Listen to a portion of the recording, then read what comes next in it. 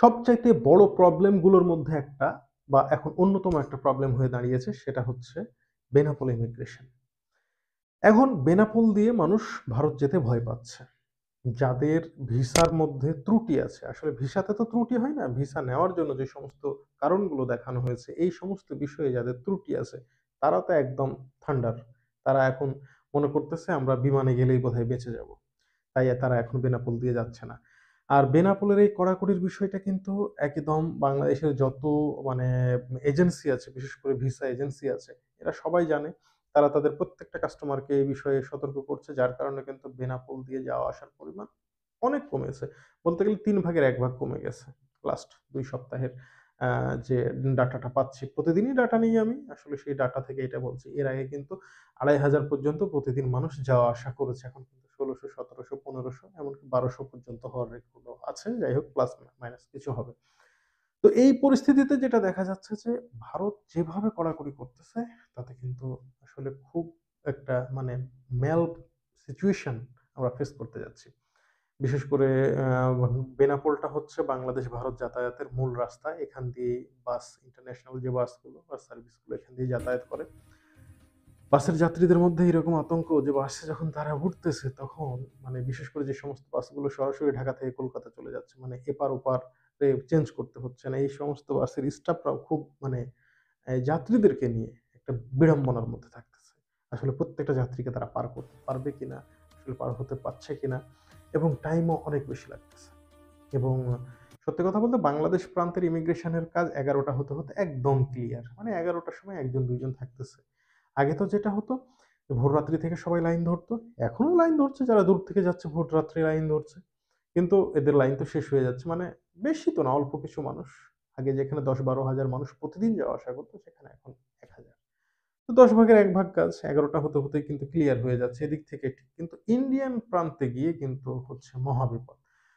এই পার থেকে যত ইজি ভাবে চলে যাচ্ছে ওই পারে কিন্তু ইজি ভাবে ছাড়ার কোনো প্রশ্নই আসে না।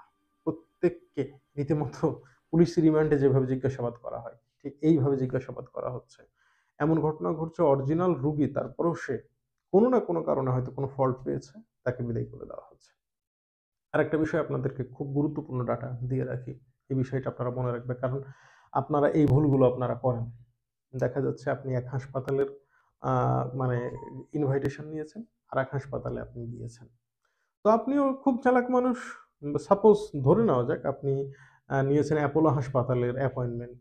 আপনি দেখিয়েছেন হচ্ছে ফোর্টিসে।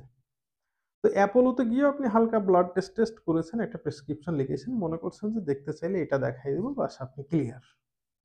ভাই, বিষয়টা এত সোজা না। আপনার একদম ব্যাগপত্র খুঁটিনাটি সবকিছু চেক করা হচ্ছে। গেল ২ দিন আগের এক ব্যক্তি, তিনি ২ টা ব্যাগ নিয়ে ভারত থেকে আসছিলেন। যাওয়ার সময় তার কয়টা ব্যাগ ছিল সেটাও তারা নথি করে রেখেছিল। ২ টা ব্যাগ কি, কি আনছে প্রত্যেকটা জিনিসপত্র খোলা হয়েছে। খুলে দেখা যাচ্ছে উনার ২য় হাসপাতালের একটা, মানে ২য় হাসপাতাল বলতে উনার যে হাসপাতালে যাওয়ার কথা ছিল সেই হাসপাতাল সহ আরেক হাসপাতালের কাগজ। এটা পেয়ে গেছে। এই তো বিপদ হয়ে গেছে। তা দেখা যাচ্ছে যে সে যে হাসপাতালের অ্যাপয়েন্টমেন্ট আছে সেখানে অল্প কিছু কাগজপত্র, ওই হাসপাতালেরই হচ্ছে বিস্তারিত। তার পাসপোর্টে একবারে ছাপ্পা মেরে দিয়েছে, এপ্লাইড সিল পড়ে গেছে। ১ বছর ২ বছরের জন্য না, ১০ বছরের জন্য এপ্লাইড সিল। সুতরাং এই বিষয়গুলো আপনাদেরকে খেয়াল রাখতে হবে। আপনি যে হাসপাতালে যাচ্ছেন সেই হাসপাতালেই আপনাকে ট্রিটমেন্ট কমপ্লিট করতে হবে। এবং যদি ওই হাসপাতালে কোনো কারণে না হয় আরেক হাসপাতালে যেতে হয়, তাহলে ওই হাসপাতালের অনুমতিপত্র অবশ্যই সাথে রাখতে হবে।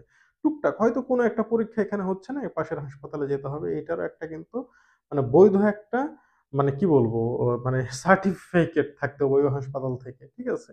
তবে মূল চিকিৎসাটা আপনার ওই হাসপাতালেই হতে হবে। সুতরাং এই বিষয়ে মানে কোনো প্রকার ধানাই-পানাই করা যাবে না, বা সোজা বাংলায় বলতে গেলে নো হাঙ্কি-পাঙ্কি। সুতরাং আপনাকে এই বিষয়গুলো নিয়ে খুব সচেতন থাকতে হবে। এগুলো নিয়ে খুব বেশি কড়াকড়ি হচ্ছে। খুব বেশি কড়াকড়ি হচ্ছে।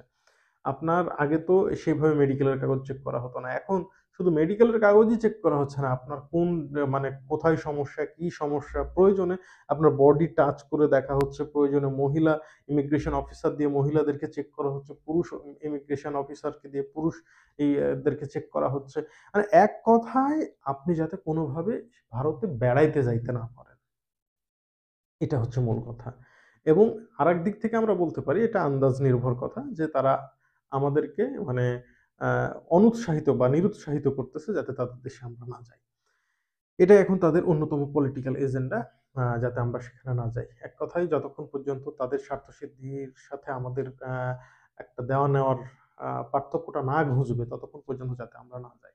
হ্যাঁ, এতে কিন্তু ভারতও ক্ষতিগ্রস্ত হয়েছে। তবে ভারত যেহেতু অনেক বড় দেশ, সামান্য কিছু মানুষ হয়তো বাংলাদেশের উপরে তাদের জীবন জীবিকা নির্ভর করত। তারা অন্য পেশায় চলে গেছে।